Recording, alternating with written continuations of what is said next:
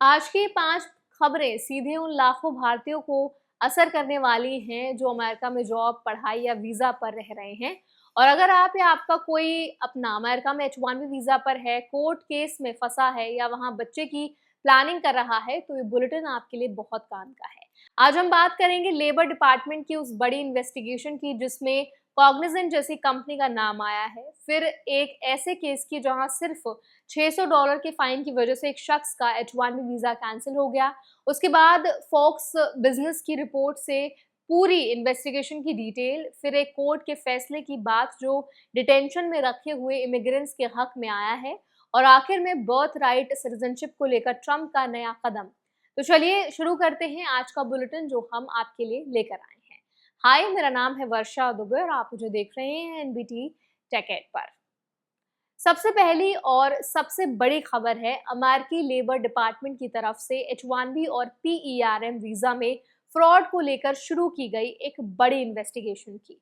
US department of labour के office of inspector general यानी OIG ने 8 जुलाई को इस इन्वेस्टिगेशन का ऐलान किया और इसमें कॉग्निजेंट का नाम सामने आया है। यहाँ एक बात बहुत क्लियर समझ लीजिए, इंस्पेक्टर जनरल एंथनी डी एस्पोजिटो ने कहा कि विसिल ब्लोअर्स की बातचीत में कॉग्निजेंट जैसी बड़ी कंपनियों का जिक्र आया है, लेकिन इसका मतलब ये नहीं है कि कंपनी पर कोई आरोप लगा दिया गया है या कोई केस दर्ज हुआ है।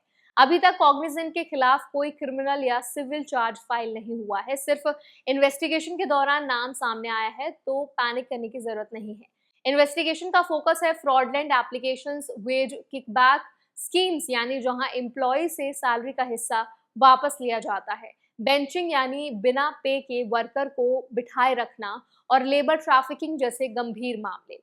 अभी तक दर्जनों सपनीज यानी समन जारी किए जा चुके हैं।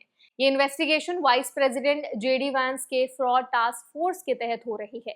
जो लोग समझना चाहते हैं कि इसका असर उन पर क्या पड़ेगा, उनके लिए जरूरी है जानना कि PERM प्रोग्राम वो प्रोसेस है जो एम्प्लॉयर्स को ग्रीन कार्ड स्पॉन्सर करने से पहले पूरा करना पड़ता है, जिसमें उन्हें साबित करना होता है कि पोजीशन के लिए कोई क्वालिफाइड अमेरिकन वर्कर मौजूद नहीं था। इंडियन आईटी कंपनीज क्योंकि इस प्रोग्राम का सबसे ज्यादा यूज करती हैं, इसीलिए आने वाले समय में कंपनियां पर ज्यादा कंप्लायंस चेक्स, लंबी प्रोसेसिंग टाइमलाइन और वेज रिकॉर्ड्स की सख्त जांच का सामना करना पड़ सकता है। अगर आप ऐसी किसी कंपनी में काम करते हैं तो अपने वर्क कॉन्ट्रैक्ट, पे स्लिप्स और H-1B पिटिशन के डॉक्यूमेंट्स को व्यवस्थित रखना समझदारी होगी, क्योंकि अगर कभी ऑडिट होता है तो ये पेपर्स आपकी सबसे बड़ी सेफ्टी होंगे।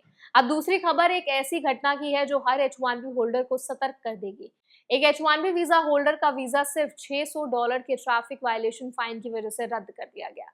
हुआ ये कि कोर्ट हियरिंग के बाद जज ने उस शख्स पर $600 का फाइन लगाया। इसी दौरान वो शख्स एक नए अपार्टमेंट में शिफ्ट हो गया। फाइन का नोटिस मिस हो गया और डेडलाइन के अंदर पेमेंट नहीं हो पाई। इसके बाद एक case department of homeland security यानी कि DHS के साथ शेयर हुआ और होमलैंड सिक्योरिटी अथॉरिटीज ने उसका वीजा कैंसिल कर दिया।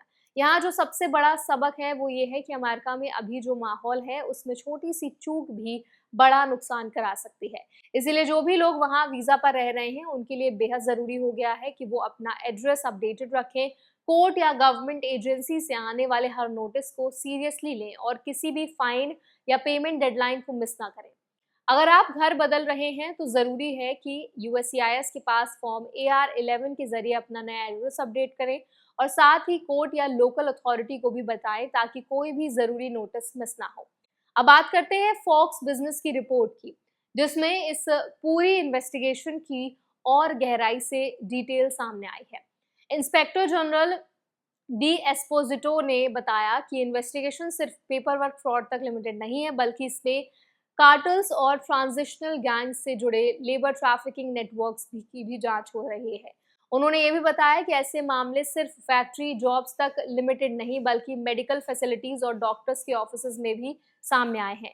कैलिफोर्निया, न्यूयॉर्क और इलिनॉइस H-1B एप्लीकेंट्स के लिए टॉप 5 स्टेट्स में शामिल हैं और टेक इंडस्ट्री ही सबसे ज्यादा यानी लगभग 60 से 70% नई H-1B एप्लीकेशंस लेती है। इसके अलावा कंसल्टिंग, इंजीनियरिंग, हेल्थ केयर और हायर एजुकेशन सेक्टर भी इसमें शामिल है। एक जरूरी बात यह भी है कि पिछले महीने एक फेडरल जज ने ट्रंप की उस $1 लाख की H1B को स्ट्राइक डाउन कर दिया था, ये कहते हुए कि टैक्स जैसी चीज सिर्फ कांग्रेस लगा सकती है, एडमिनिस्ट्रेशन नहीं। तो इस समय H1B को लेकर कानूनी लड़ाई कई मोर्चों पर चल रही है और आगे भी बदलाव आते रह सकते हैं। अब चौथी खबर उन इमिग्रेंट्स के लिए राहत की है जो डिटेंशन में है। US court of appeals for the fifth circuit ने ट्रंप एडमिनिस्ट्रेशन की उस पॉलिसी को झटका दिया है जो इसके तहत कई इमिग्रेंट्स को बॉन्ड हियरिंग के बिना लंबे समय तक डिटेन किया जा रहा था।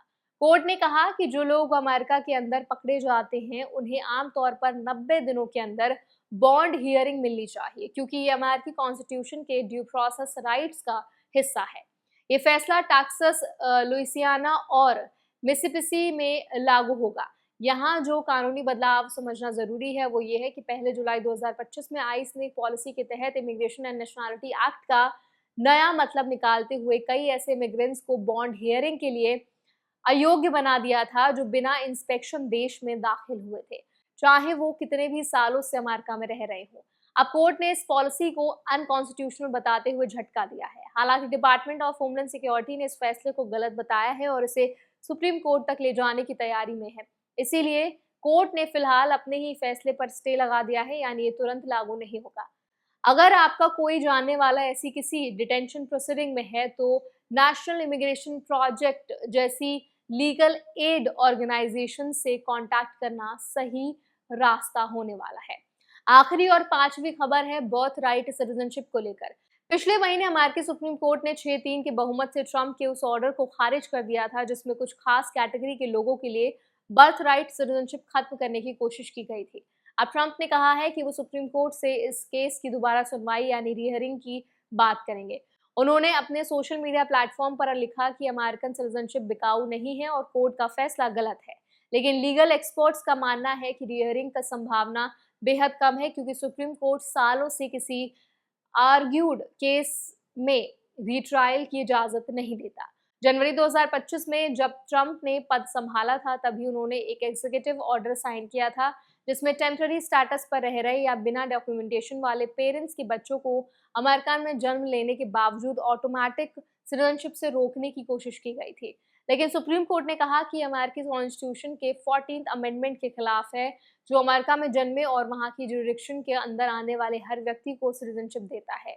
एक स्टडी के मुताबिक अगर ये ऑर्डर लागू हो जाता है तो हर साल करीब 25,55,000 बच्चे बिना सिटीजनशिप के पैदा होते और 2045 तक अनडॉक्यूमेंटेड आबादी 27 लाख तक बढ़ जाती। तो जो भारतीय फैमिलीज अमेरिका में बच्चे की प्लानिंग कर रहे हैं उनके लिए फिलहाल राहत की बात है कि ये मौजूदा कानून यानी बर्थ राइट सिटीजनशिप अभी पूरी तरह लागू है, लेकिन इस मुद्दे पर अभी भी कानूनी हलचल है। तो ये थे आज के 5 बड़े जरूरी अपडेट जो सीधे अमेरिका में रह रहे भारतीयों की जिंदगी से जुड़े हैं। अगर आप वहां H1B पर हैं, कोर्ट प्रोसीडिंग में हैं या फैमिली प्लानिंग कर रहे हैं तो अपने डॉक्यूमेंट्स अपडेटेड रखें, हर नोटिस को सीरियसली लें और भरोसेमंद इमिग्रेशन अटॉर्नी से जुड़े रहें। तो आई होप आज का बुलेटिन आपके लिए हेल्पफुल रहा होगा। अगर ये बुलेटिन आपको पसंद आया हो तो उसको लाइक करें, शेयर करें। ऐसे और बुलेटिन के लिए हमारे चैनल NBT Tech को भी जरूर सब्सक्राइब करें।